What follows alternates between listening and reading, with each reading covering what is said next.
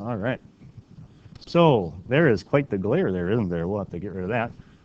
But now, as I was saying before I started recording, we're going to look at if maybe the sample's not quite to 30, and then we can't really be sure that it is a normal distribution. Okay. And so we're going to do very similar to what we did when it was above 30, and we said, it's normal, good enough. But there is a few things that we might want to just review real quickly, in that when you do this, and we already talked about this one, when you have a t-distribution, they use degrees of freedom. And like I tried to, I think it was gone the day that this actually got played, but that's kind of like if you had 20 bits of information, 19 of them can be whatever they want, but that last one has to be something particular to actually get the answer you need, right? Like if you knew the answer was 10 for an average, the first 19 of them can be whatever number you want, but that last one has to be a very specific number so the average actually comes out to be 10. Right, you know what I mean? So that's why it's n minus 1. Those other ones can be whatever they want, but that last one kind of has to be a particular number so that the average actually works out. Do we know what that number is? Well, not necessarily, but if you did the math, you would. So that's where degrees of freedom comes in. The hard part is, and if you haven't taken it out already, take out your t-distribution chart. There seems to be a huge problem with your t-distribution chart. Every single number inside there is positive. Is it possible that we would have a left-tailed test? How are we supposed to do that with positive t-scores then? No, you just make it negative. Yeah, and that's basically what these next three are going to do.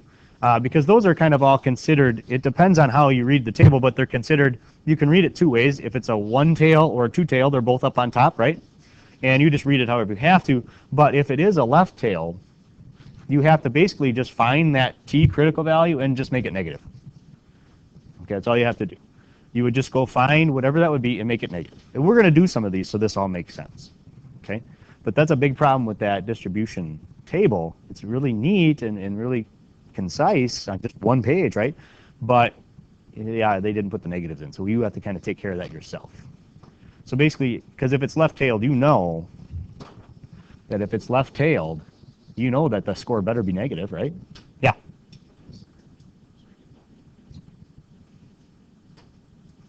Okay. And then what if it's positive? Do you have to do that then? If you know it's a right-tailed test, do you have to do that? No, you just take the number, right? You don't even have to worry about it. You just take the t-value, no biggie, right? Because we know if it's right-tailed, that's basically the number that they give you. We know that's positive, and that's the number that you're given. Which leaves one option, right? Two-tailed. Well, then there is actually a two-tailed spot right on the table. You just use that number. You got to be smart about it. But we know that if it's two-tailed, then we basically have both, right? You just basically do positive and negative, exactly. But you got to make sure that you're talking about total, right? And when we look at the table, I will point out, you know, possible errors people have made. But the particular one we use that I have found gives you one tail or two tail, right? So that's kind of nice. So are there any questions so far? All right, well, let's go try this and see what's going on here. Boy, that's acting a little slow, and it's not even 7th hour yet. All right. So determine the critical, and that's t. Remember, z0 kind of was your critical for z, and this is t0. So it's a left-tailed test given that alpha. What's alpha again? What's that kind of called? Level of significance. Okay. And it's saying n is 21. And what's n here then? What's that really stand for? Yeah, number in your sample. So would this be a t? Yeah, it would, right? And so we need to use df exactly when you're going to go into that table. So let's see. I like to draw pictures. I don't know, that's just me. But I know that this is what we're talking about, right? And we know that I want basically 5% in there, right? So all you have to do is you got to say it's a one tail, so we're probably going to use this one, right? And then we got to find, well, which of those is actually going to be most helpful? Because I want a one tail test. And so what do I want to be in that one tail? I want 0.05 to be in it, right? And what are we talking about for degrees of freedom? We're talking about 20. So if I put all of that together, we end up there, but that makes no sense whatsoever. 1.725, that's over here. Yeah, you just make it negative. That's all you do. You just say that T critical score right there is negative 1.725. Yep, and then, right, and really, do they have to give you those two distinctions? Not really, because we're smart enough to say, hey, if I want 5% to be my total and I want it to be two tails, I should go, for example, if you look at this one over here, it says if I want two tails to be a total of 0.025, right? Two tails to be that, isn't one tail going to be 0.025? I mean, so did we really need them to give it to us like this? Not really, but it's kind of nice that they did. Okay, and this is one that I went and found, and that's why it's kind of neat that it works out that way. Okay, so we'll do the next one together, and I'll leave you on the last one on your own. So now this is a right-tailed. Okay, so over here, and I want basically how much to be there? 1%, because it's 0.01, and degrees of freedom is 16. Whoops, could have put it right on my thing there. And so we go for 0.0, well now it's only a one tail, so we go to one tail and go to, not 0.1, but 0.01, right? So way over here, on there, right? And then we go for 16, so it's this top one. So do we have to do anything with that? Positive, negative, anything like no.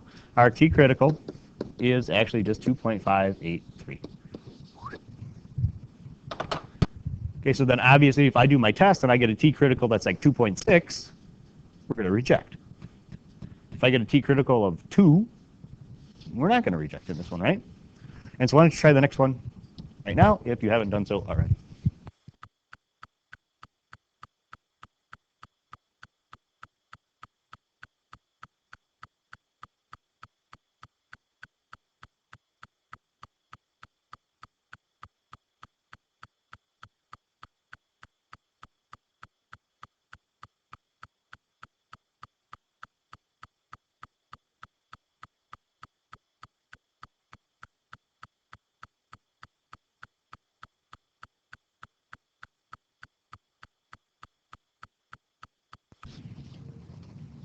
Okay, so what do we got here? We got two-tailed, right? So we got something over here, we got something over there, but what is in each of those spots? 0.025, right? Because we need, or I'll write it as 2.5% over here, because total it's 5%, right? And then degrees of freedom is 25. So again, you could really do one tail or two. I mean, you're smart enough to do it either way, right? I mean, it's going to work out. So you could say two tail and go to basically 0.05, but see, didn't we already know that it was going to be 0.025 for just one of them? So it doesn't really matter. And then I just knew we would have it by now, so I didn't even give all the rest of the options. You knew which one to go for. And so hopefully you got 2.060, right? Yep, very good. Plus and minus 2.060, because we got that one and we got that one, right? And so that gives us two places to have possible, oops, it's too far out, okay? So any questions on general how to figure out those values? Everybody good? All right. Let's, here's your little formula, the t-test, and boy, that looks familiar. Yeah, it's the exact same thing. Because what you do is you basically take your test statistic and you subtract the parameter, right? Because that's the mean of the whole thing. That's your statistic from your test, and you divide by the standard deviation, whatever it happens to be for that particular sample, right? I mean, that's really all you're doing, and that's what you do every time, okay? And so, but realize this changes depending on what we're dealing with sometimes, right? When we're starting to deal with proportions, that changes. We start dealing with chi-squared, and then we really have some issue because that is variance and standard deviation, so we have to deal with those a little different, okay? But that's where that comes from. So get that in, so it's x bar minus mu divided by standard deviation is really what it is. Okay, but that's of the sample. That's that central limit theorem again, popping back in there. People don't necessarily put that together. Wow, that's really big. All right, a used car dealer, the mean price of a Ford F-150 from 1955 is at least $16,500. You suspect this claim is incorrect and find a random sample of 14 similar vehicles.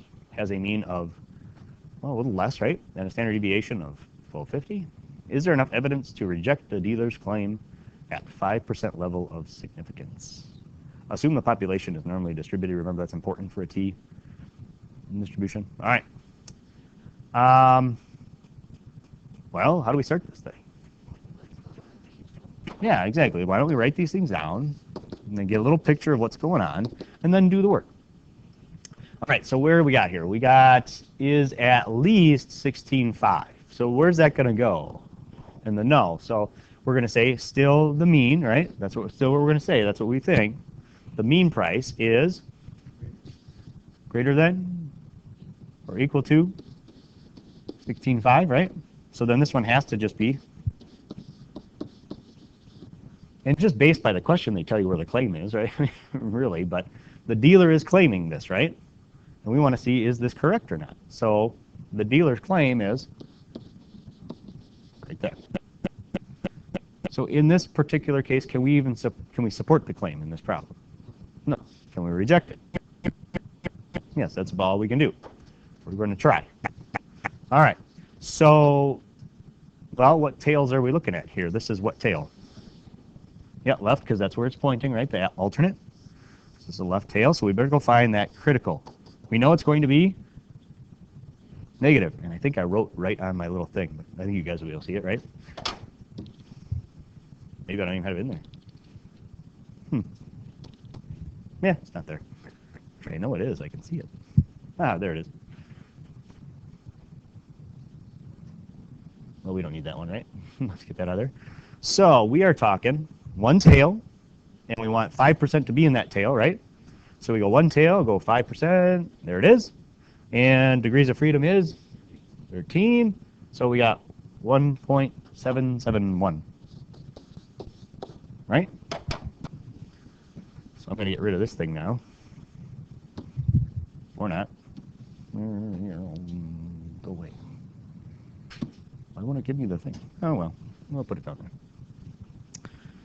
Or further. There we go. So negative 1.771. Okay, now what? Yeah, you go actually get the statistic. You go find out what is going on here. All right. So T equals x bar minus mu over. Yep. So what is x bar in this problem? Yeah, they found a sample that had that, right? So 15.7 minus, yep, 1650, because that's 16,500, excuse me, over 1250. And square root of 14. Yep, couldn't find it.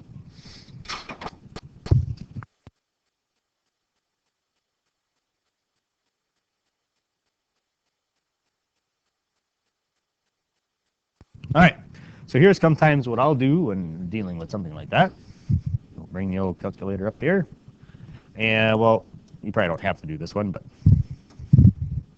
most of us can do that in our head. Okay. Negative 800, do you agree with that? So here's a lot of times how I do it to keep my number kind of accurate. I'll go like this. All right, negative 800, right? Over. So I just kind of write that down. And now go get that other number. So it'd be 1250 divided by square root of 14. Because let's face it, this probably isn't going to be pretty, right? And this doesn't have much chance. And so you just do that. And so then what I do is I say, okay, negative 800 divided by the answer. You see how that gets more accurate? Because, I mean, you can still write that down over here, right? The 334 over there. But now if you just do answer, then you know for sure that you're getting a pretty good number here, okay?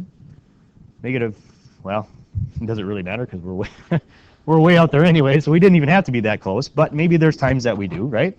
And so this is approximately, we'll say 2.39. Yeah, and that's like over here, right? So what does that mean? Yeah, and yeah, reject the null, which in this case means that we can reject the claim, or there is enough evidence to reject the claim at a 5% level of significance. Because what if they were to turn around and say, well, what about a 1%? Well, then we'd have to go check it out. What do you think about a 1%? Do we have enough? Based on your memories? Well, we'd have to go get a t-score, right? We'd have to go figure out what that is. Okay? But maybe not. We'd have to just redo it. But just the t-score part, this critical one. But yep, here we can reject the null, which means reject the claim. At that. Oh, did you look it up? What was the critical t if it was 1%? Negative 2.8 something at a 1%, so we wouldn't be able to reject at a 1%. Okay? Right, we would need more information. But remember, 1% is pretty greedy. You know, that's pretty accurate. Okay. All right. Let's see what this, there's an industry out there apparently that claims the mean pH level of the water is 6.8. Do you understand pH? Yeah. Okay. Yeah. That's acids and bases and litmus test. Okay. So what's the kind of more neutral on a pH? 7 is neutral. Yeah. Acids and bases, right? Yep. That reminds me of the commercials that they always said for deodorant. It's pH balanced for a woman. Men and women have the same pH, so I don't know why that would make it. You randomly select 19 water samples and measure the pH of each. The sample mean and standard deviation are 6.7 and 0.24, respectively. What does that mean again when you read it that way? No, respectively means the order in which I said them is the order in which I gave you the numbers. So I said sample mean and standard deviation. So the sample mean is 6.7, sample standard deviation is 0.24. Is there enough evidence to reject the company's claim? Well, once again, we kind of know where the claim is then, just by reading the question, right? And knowing how this works.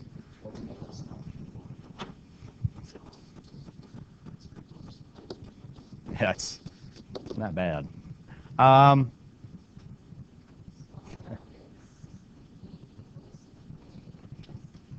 So the claim is that the mean equals, yeah, because it doesn't say is greater than or is less than, so it just equals 6.8. And here is the mean. Because remember, you've got to get all possibilities when you do that. And where was the claim up here? All right. So now, what does that mean? I better not write it there again, right? It's two-tailed. I got to find my thing first. There it is. Get it out of the way. It's two-tailed, right? So I have to take that 5% and split it up, right? Or just kind of know that, hey, if this is 5% and it's two-tailed, either way, right? So 5%, where is that thing? And two-tailed, so 2.101, right? You see right there? But it'd be, yeah, positive and negative 2.101, because I could rule it out either direction here.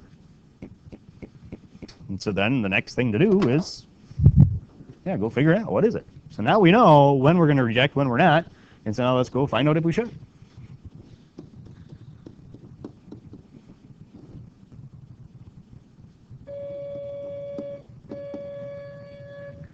All right, what's X bar?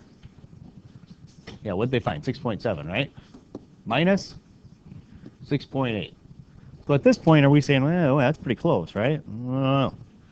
So then we go divided by 0.24, the standard deviation, divided by the square root of 19. Okay. Well, then how come I didn't use 19 down here in the table again? Oh, degrees of freedom, that's right. Okay. Which is always one less, right? So T equals, well, this one we don't have to, that's negative 0.1, right? Over, now that's not going to be pretty. So that's where you go to that calculator and say, all right, you got to help me out a little bit. And so we'll go do that. Here it is. So let's clear all this out of the way, right? So what do we got? 0.24 divided by square root of 19 is that. So now just do negative 0.1 divided by answer. Ooh, Yeah, so our t is negative 1.82, we'll say. So, negative 1.82, we're talking about maybe in there, right? And so we didn't hit the rejection region. And so we cannot reject the null, which means we do not have enough information or enough evidence to reject the claim, because the claim was in the null. Okay? I would like you to try example 6. Well, let me see. Hold on. I think I changed things here. The p-value thing, do I still have p-value on your notes? No, I don't. Good. A p-value is something we're going to talk about in a little bit. It's one of the ways that things actually get done. Why don't you give that one a shot on your own, and then we'll come back together and see what we came up with. Yes. Yeah. Is there a typo? No, clams. Yes. The Automotive Association clams. Obviously, it's claims, right?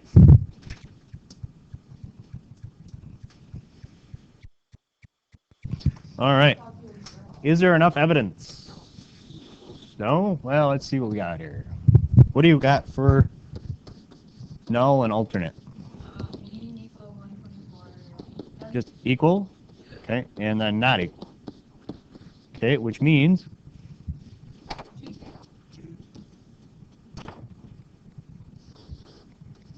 and what do we got to split up here? Basically 2.5 each, right? Or you can just use the table. It takes care of it, right? And degrees of freedom is at 10. Is that right? Yeah, because it's 11, right? So, oops. Move that up. And so we're talking 2 tails, 0.05, so 2.764. Is that right? Do you agree with that or no?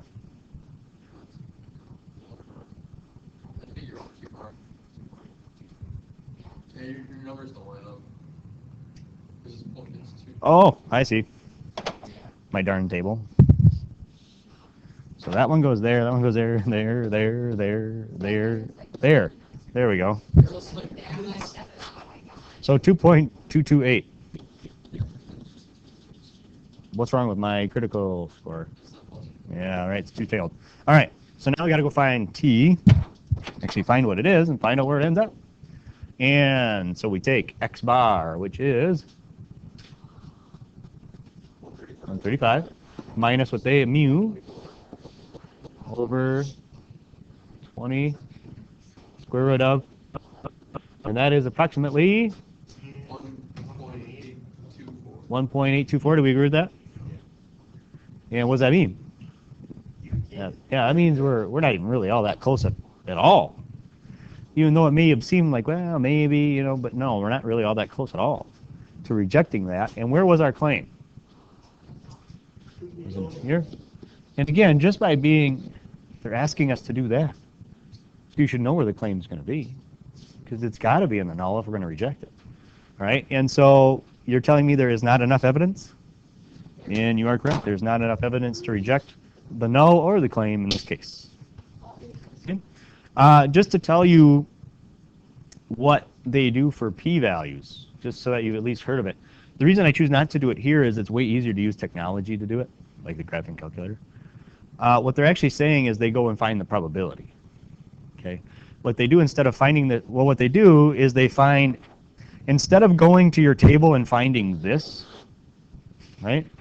You just go calculate this and find the probability of that happening. And you compare it to that. That's the p-value method. So it's really, you're doing the same thing. But look at your p-distribution table. There's so few values in there. Now, when you use your normal distribution table, would that be a possibility? Yeah, because there's so much in there. But this one, it's so hard to do that, because what if you're in between one of the two? What do you do at that point?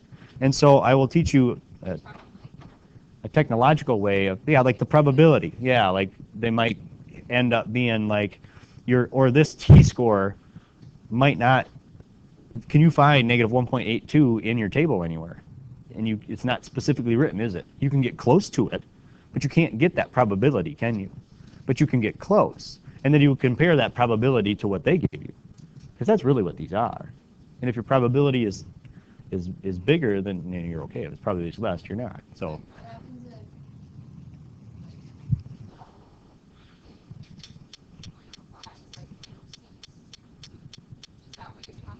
no, I'm talking about the other way of doing this. Is basically they would have to tell you the critical value, or they'd have to give you a probability or something. Right? Yeah, that won't happen. Yep. Now, if they would have told me, oh, the probability of negative 1.82 happening here is 7%.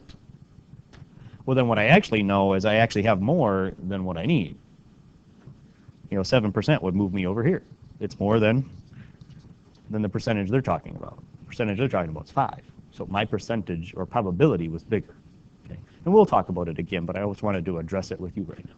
It's way easier to do on the normal distribution table.